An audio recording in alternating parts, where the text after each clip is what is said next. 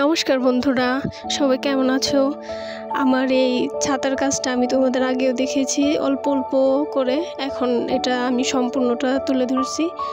আর এই ছাতার মধ্যে এরকম আলপনা করার শখ আমার অনেক দিনেরই ছিল, যেহেতু আর্ট সম্বন্ধে যখন থেকেই যুক্ত হয়েছি প্রায় সময় দেখছি যে কলকাতার অনেক আর্টিস্টরা খুব সুন্দর সুন্দর ছাতা আর্ট করে, লাল, নীল, হলুদ, খুব সুন্দর। কিন্তু আমার ইচ্ছে হলো যে আমি এরকম কিছু করি। তো বাজারে গেলাম, বাজারে যাওয়ার পর আমি একরঙা ছাতা পাই নাই, অনেক খুঁজছি, বাট একরঙা ছাতা পাই নাই। যে কোনো ধরনের ছাতা কিনি না কেন ওই ছাতার মধ্যে ওই কোম্পানির লোগো, নাম, স্টিকার এগুলো থাকবে। তো শেষমেশ উপায় না পেয়ে আমি BMW ছাতাটা কিনি। তো এটাও একটা খুশির বিষয় যে BMW গাড়ি তো কিনতে পারবো না, তো ছাতা দিয়ে না হয় মন ভরাই।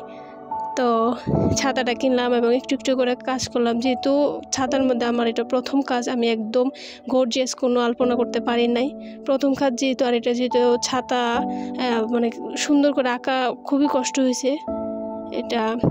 তাও যতটুকু আমার সম্ভব হয়েছে আমি সুন্দর করে করার চেষ্টা করছি। এবং কলকা বা আলপনা যাই করি না কেন এটা খুবই অল্প করছি, যেহেতু নতুন। আবার যখন আরও ভালো হাত হবে তখন আবার করব একটা খুব সুন্দর করে, ওটার মধ্যে গর্জিয়াস করব। এটার মধ্যে হালকা পাতলা একটা কলকা করলাম, যেটা কিনা আমার করতে সুবিধা হয়েছে। তবে কলকাতার ওদের ছাতাগুলো আরও সুন্দর, তোমরা খেয়াল করলে দেখতে পাবা। আমি অনেক দেখছি ওদের ছাতাগুলো, তো ওদের ছাতা দেখে আমার ইচ্ছা হলো যে আমিও একটা করি। তো অবশ্যই সেই ছাতাটা করলাম হালকা ডিজাইনের মধ্যে।